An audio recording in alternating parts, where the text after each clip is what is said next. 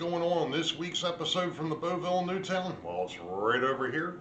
Stand by and we'll get into what's happening this week.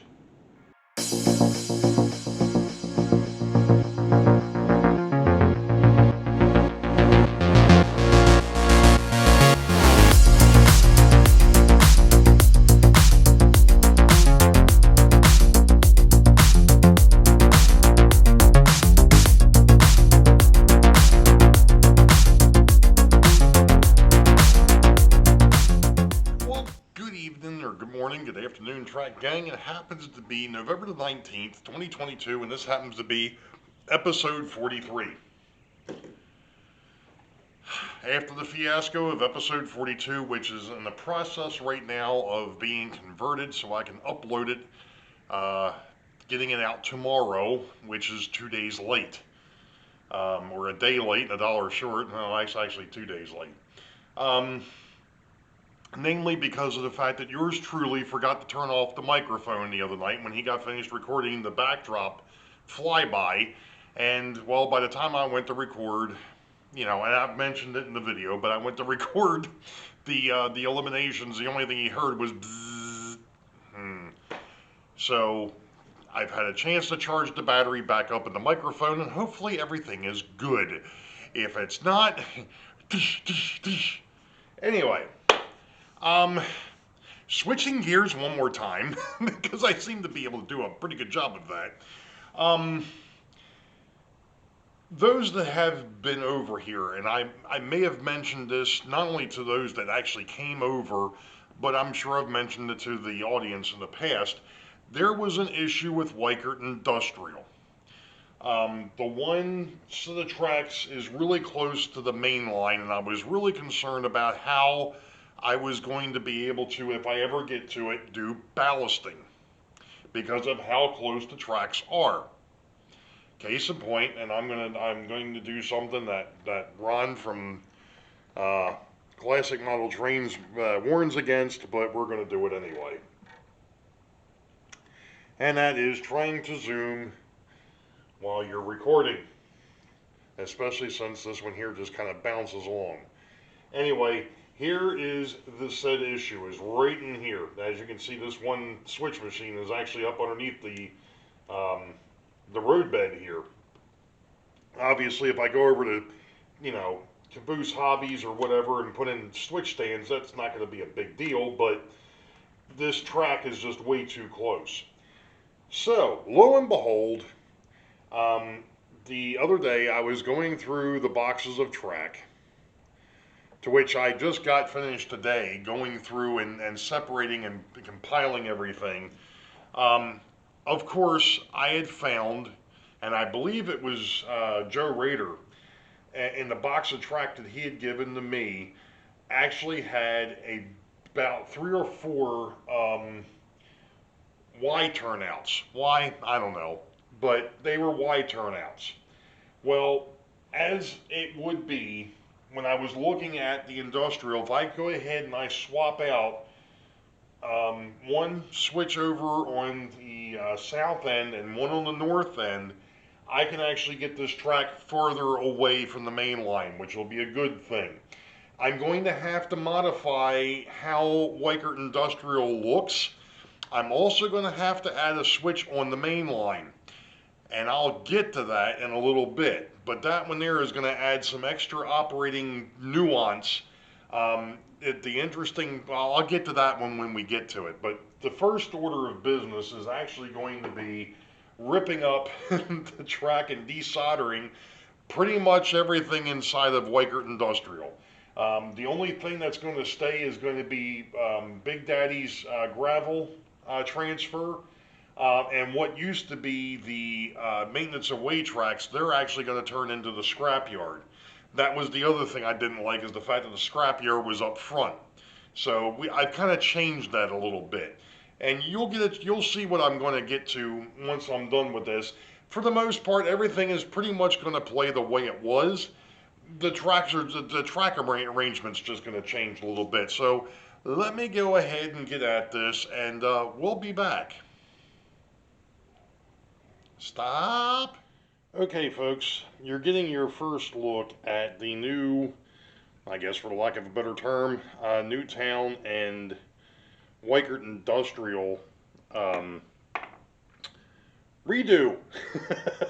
I guess for lack of a better term. What I've got here is we've got Newtown station sitting here.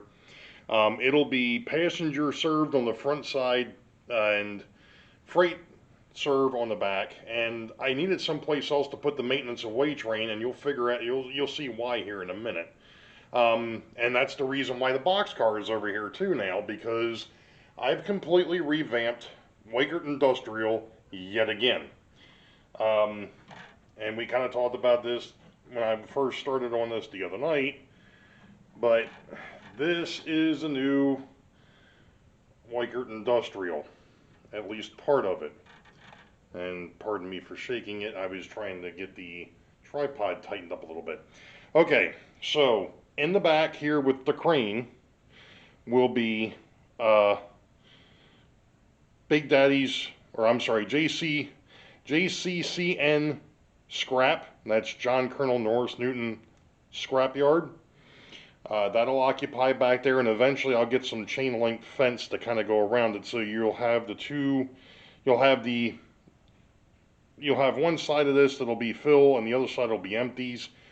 You know, they'll alternate back and forth, but the whole thing here, from about over here to, and of course it's all kind of off camera, but behind the potlatch gondola, that will be John Colonel Norris Newton scrap, or JCCN scrap.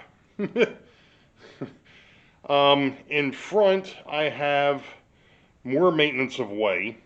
This yard up front, or this track up front, will be specifically for track, ballast, things of that nature. Um, Not sure how that's going to work out in the future, but that's what's going to happen there. And then, of course, in the back, we've got Big Daddy's gravel. Now, that's really all that's changed over here. There's no more team track. And one of the things that's going to happen is for a train that is going north to feed Weichert Industrial, he'll also have to make a boxcar, a push change into Newtown Station. And this is where things got a little bit hairy.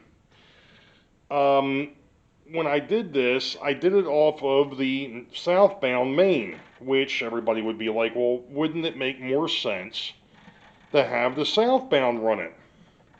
Well, it would. However, considering the fact that the southbound local, when it goes through, has already got 5 box cars and 3 refrigerator cars, I didn't want to add another box car to that train. Not that I don't want it any longer, it's just the fact I didn't want another box car on that train. So, the northbound local is going to be tasked with going ahead and making that shove into Newtown Station, which is going to make things operationally very unique. Before, when you were working in Weichert Industrial, you basically parked or left the train that you were bringing in on the northbound main, and then took the train that you were taking away, or the cars that you were taking away, and placed them on the southbound main. So you were tying up both mains anyway. Since I do have a runaround over here, and where my control points are going to be, which you can see one of them off in the distance over here. This is the Newtown control point, and then over on the other end of the layout, past RBC distribution, is the other control point, which would be Weichert Hill control point. And what that is for is to control the trains that are on Block 2, which happens to be where Weichert Industrial is. So, that's the whole reasoning behind it. That's the reason why it's going to get done that way. I think it'll work. I think it'll be okay. But I'm going to go ahead and actually start running some trains here because I am jonesing to run trains again. So I'm going to stop here. I'm going to stop babbling for a moment, and we're going to go ahead and I'm going to run. Actually, of all things, it's the southbound local. So, but we'll be back. Okay, track gang. Um, ever, and I know that this has probably happened to each and every one of us, but ever have one of those moments that you go, uh, I had one of those facepalm moments earlier this week. Those that follow me on Facebook, those that follow me on Patreon, saw that I put up a picture that, here it is, I finally got a chance to run trains again after messing with the backdrop and making the changes to Weichert Industrial, which I still haven't actually done any switching in Weichert Industrial yet, because I've come across another little thing, and we'll talk about that in a minute. First, I was running the southbound local, and I got over to the crossover here at the south end of Weichert Industrial. You know, this dude right here. And the locomotive that was pulling it, which is I think it's a Jeep 38, it's an Athearn unit, it's a chassis system, kept jumping. And I'm like, I didn't touch that. But then when I looked at it, it looked like the turnout had gotten warped a little bit somehow. And I'm like, okay, fine, not a problem. That was one of the AHM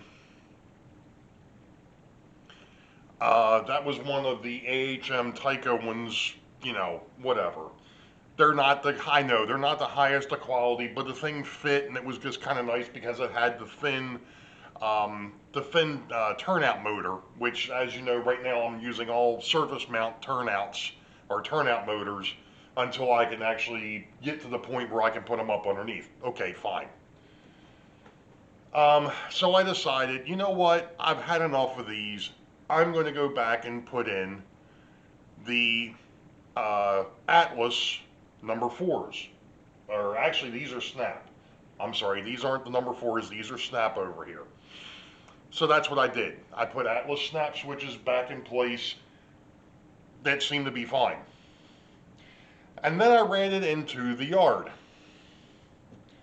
And it jumped over there. And I'm like, these are all Atlas switches. There's no difference with these switches or these turnouts. So I turned it upside down and I looked. And the front truck, the one wheel on the very front, was way out of gauge. So needless to say, I went ahead and replaced a pair of switches over here that I didn't need to replace, but that's fine. Like I said, thanks to John, or JD and John Benacki, I'm sorry if I'm pronouncing your last name wrong, Joe Rader and Heath, I had plenty of turnouts. So I just was like, you know what, I'm not playing with this. I pulled them out and put these in and got them to work. So, you know, I've successfully run trains over in both directions over these, so they're fine now. Now on to oops number 2. Talking about Weichert Industrial, and you know, in the past, the way it worked up until I decided to reconfigure this for like the 7th or 8th, maybe 9th time, whatever it's been. You know, you had the gondola cars, the hopper cars, and a box car that would come in, and the box car went to the team track, and then the hopper cars went to the gravel, what will be the gravel company, and the gondola cars went to the scrap yard. When I reconfigured this and I decided to put the box car behind the station, Newtown station, I was like, okay, well, what I'm going to do is I'm going to use the northbound local to actually push that box car in place. The problem is I had already dropped off cars to Weichert Industrial. In fact, I have to still do the switching inside of Weichert Industrial to get the cars manipulated where they're supposed to be. But I noticed, well, great, I have already dropped off the boxcar, so now the boxcar is kind of stuck at Weichert Industrial. And then it hit me. How hard would it be to go ahead and wire up the power pack that's running Weichert Industrial to where it runs both of the main lines as well? And added interest to the operating session, if you do that, now they're going to have to call dispatch to make sure that the mains are clear for him to actually pick up the boxcar from the incoming track and actually use the mains to be able to get over to the station to pick up the boxcar that's sitting over there and drop off the other one. So it's going to add a little bit of complexity and some time to how things get done, which is actually a good thing. Because again, that's what we're trying to do here. We're trying to expand, I guess, contract, expand, whatever you want to call it. We're trying to use up time. So by him having to make those changes, he's going to have to wait for the passenger trains, because obviously passenger trains have got priority. They're going to go through. Once they're done, he can make the call. Whoever's running the industrial railroad can make the call to dispatch and say, all right, the switcher is going to be on the mains to switch out the boxcar. So he's going to have to tie everything up, which means that the south and northbound freights that would come after those passenger trains would have to stop at the control points over here. This is one of them. I'm hoping this one shows up on. So this is the south end, and then you've got the other one on the north end. That's the two control points that divide Block 2. Even though Block 2 is from here to Newtown, the hill, I've got the control point way back there because of the southbound having to use or get into Atlantic Copper and Brass and RBC distribution. So those trains would have to stop there at the south end and over there at the north end control points until the switcher finishes his moves. And that's fine. I just have to add that into the schedule as to when that's going to happen. More than likely what it would be is the local comes in and drops off the cars or the rolling stock for Weichert Industrial / Newtown now. The switcher would make the moves within inside of the Industrial Railroad limit. And then once he's done, the only thing that would be left would be the boxcar. And that while he's doing that, the north and southbound passenger trains can run, and then once they're passed, then he can come out onto the main and switch out Newtown and be done. So that's how it's going to work. Like I said, it's just an added little piece to the puzzle. But I think it's going to add some interesting little operation to the railroad. Now, how do I plan to do that? Because, as I was saying, this is outside of Weichert Industrial is block number 2. Right now, the power pack that runs the Weichert Industrial only runs Weichert Industrial, and you're not going to have the power packs, the handhelds, out here for him to switch over. So what I'm going to do is I'm actually going to add in another toggle switch, which I've got sitting over here. This is just a I think it's a DPST. As you can see, you've got the poles on the back here. These here would go to the track. These two come from the power pack. And when the switch is on, it feeds power to the tracks. When it's off, it's not feeding the main lines. So I'm going to add that to the control panel for block 2, and when that switcher has to come out and make the boxcar swap, he'll switch to switch, and then he can run, then that power pack will run the two mains. Once he's done, it goes back in the other direction, and away we go. So I'll show that in the next video, but right now we've got to get into round 4 of the eliminations for the show this Sunday. And before I forget it, in case I forget to mention it later, happy Thanksgiving to all the United States folks out there. So let me go ahead and get repositioned here, and we'll be back. All right, folks, here we go. Round 4, before we get to the grand prize drawing on Sunday, the, what is that, the 28th or 27th? I forgot what day it is. It's the 27th. So Sunday the 27th, the Sidetrack Sunday that'll be on my channel is when we'll draw the grand prizes. So good luck to the remaining, it should be, if I'm not mistaken, we should be down to the final 23. And tonight we're going to eliminate 13 more. So here we go. And the first number up is going to be number 47. Who is number 47? That would be Mr. John Benacki, and he has been eliminated.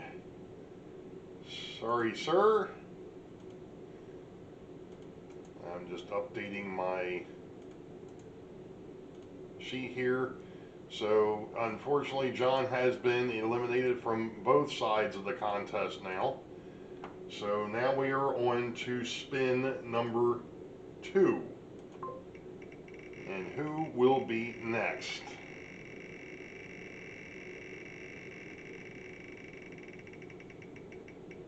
Spin number 2 is going to produce number 54, and that is David's Hobbies and Things, and that is the first time that he has been called. So he has been eliminated from the cash side, but is still in the running for the certificates. So we'll remove that number, and we are on to spin number 3. And spin number 3 is going to be number 35, and that's Dan's model railroading journey, and unfortunately that now eliminates him from both sides of the contest.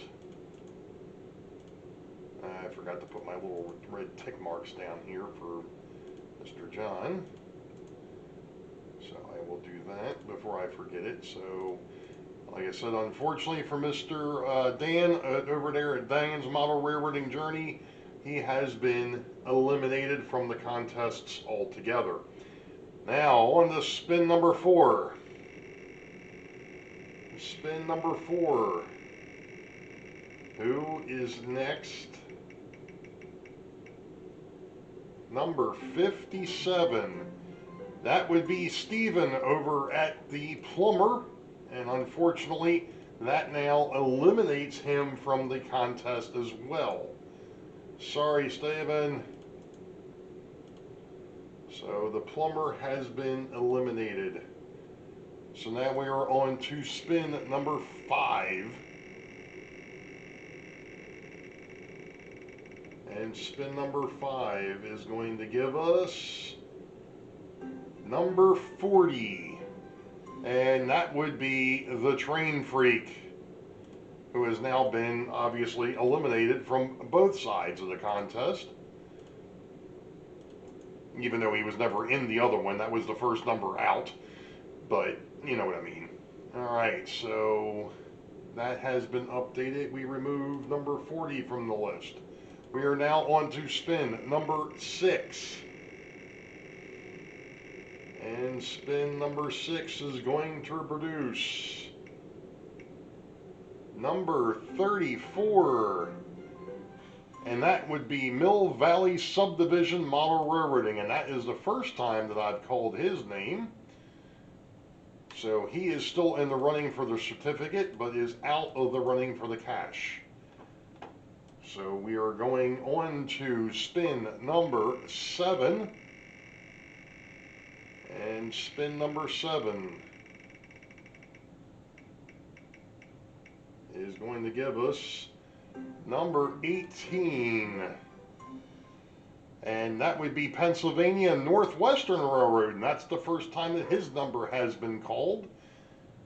Unfortunately, he's now out of the running for the monetary prize, but is still in the running for the certificates. So we'll remove that number, and now we're on to spin number 8. I need some music in the background or something. Something other than the clickety-click.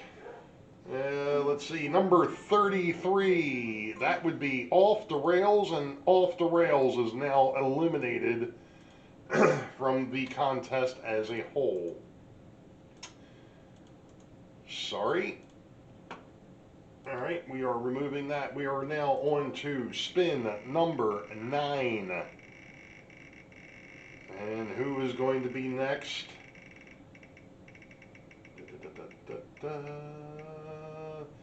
Number 53. And that is the first time I've called this name, and that would be Dwight Curley over at the Curley Express. Sir, you have been eliminated from the cash prize, but are still in the running for the certificates. So let me make my marks and make sure that that was definitely spin number 9. So we are on to spin number 10. And spin number 10 is going to give us number 30. And number 30 is Steve Heidemann, or Heidemann. And that is the first time that I've called his number. So unfortunately, he is now eliminated from the cash or the monetary side, but is still in the running for their certificates. Removing that one. We are now on to spin number 11.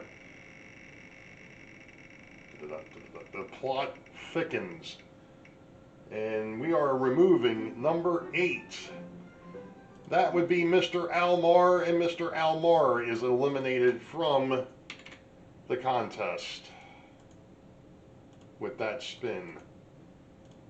Sorry, sir.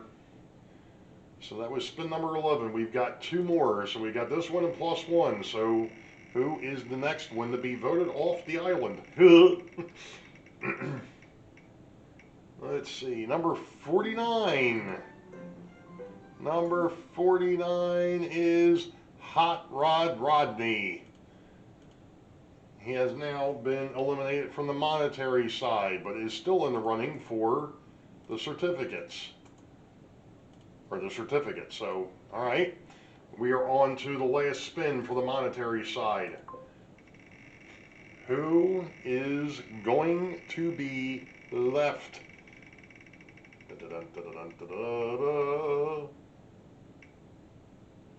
Number 46. And that would be Trackside Mike. And unfortunately with that, Trackside Mike has been eliminated. Alright, so I'll go back and double check things, make sure I didn't miss anything, but for the moment, it would appear as though we have our final 10, but like I said, I will go back and verify that here in a minute just to make sure that I didn't miss something. So we're going to go over to the certificate side. And here we go with spin number 1. Dun, dun, dun, dun, dun, dun, dun, dun, dun, dun, dun. Need some ominous music or something when I do these in the future. Oh, let's see. Number 6 is going to be the first spin. And that would be Mr. Mark E. Saunders. And unfortunately for Mr. Mark, that eliminates him from the contest. That is the second time. So unfortunately, he has now been removed from the certificate side. So we are taking that one. So that is spin number 1. We're on to spin number 2.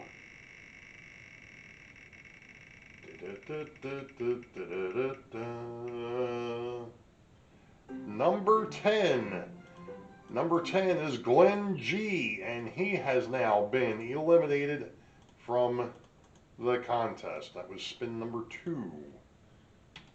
All right, moving on. Next spin, which is number 3. Who is our next unfortunate soul? That would be number 12. And that would be Low Country Railroad, and Low Country Railroad has been eliminated from the contests. Alright, so that takes care of number 3. So we are on to spin number 4. Dun, dun, dun, dun, dun, dun. Spin number 4 is number 27. And that would be BNSF CSX Bob, and that's the first time that I've actually called him. So he is out of the certificate, but is still in the running for the monetary side. He made it to the final 10. But we are now on to spin number 5.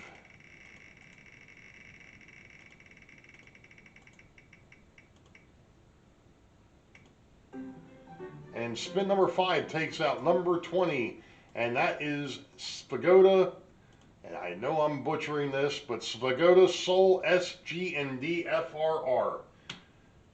And unfortunately for them, they are now eliminated from the contest. Remove that number. Moving on to spin number 6. Dun, dun, dun, dun, dun, dun. Spin number 6 is going to produce number 61, and that would be FNB Railroad, who has now been eliminated from the contest. And I believe that was spin number 6. All right, so I got to put that there. All right, on to spin number 7. And spin number 7 is going to produce number 49. And number 49 is Hot Rod Rodney. Well, he was talking about not being lucky. Well, he just got eliminated in the round 4 of this on both sides. So unfortunately, Rodney, you have been eliminated. Alright, remove that one. And now we are on to spin number 8 for the certificate side. And that one's going to produce number 11. And number 11 was White Wall Wheels. Unfortunately, that eliminates him from the contest. So White Wall Wheels has been eliminated from both sides. We're removing that number. On to spin number 9. And spin number 9 is going to produce number 62. And that would be Mr. John Offel. And unfortunately for Mr. John, that eliminates him from the contest. Let me make my marks. So now we are on to spin number 10. And let's see where we're at here. Spin number 10 produces number 52. And number 52 is Mr. Chris Bell, who has now been eliminated from the contest. He was eliminated on the in the second round for the cash, but now in round 4 for their certificates. So remove that number. We are on to spin number 11. And spin number 11 is going to produce number 50. And that would be Allen over at the Mason-Dixon Railroad. And unfortunately for Mr. Allen, he's now been eliminated from the contest. He was eliminated last week from the cash, and now this week from the certificates. So now we are on to spin number 12. And what is that going to give us? Spin number 12 is going to give us number 48, and that would be Grandpa Rails. And Grandpa Rails has now been eliminated from the contest.